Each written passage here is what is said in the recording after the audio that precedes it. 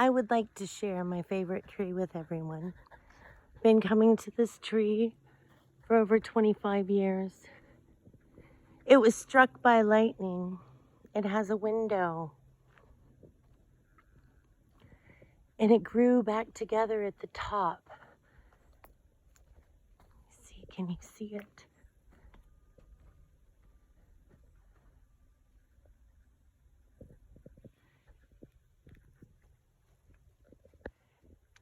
And there's a secret door over here.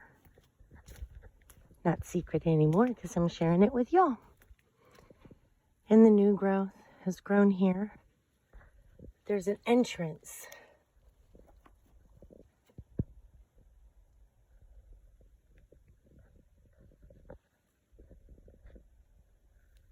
On the north face of this tree. Blessings, everyone.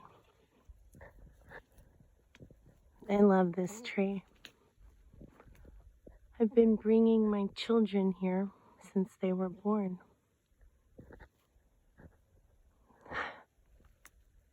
I absolutely adore this tree.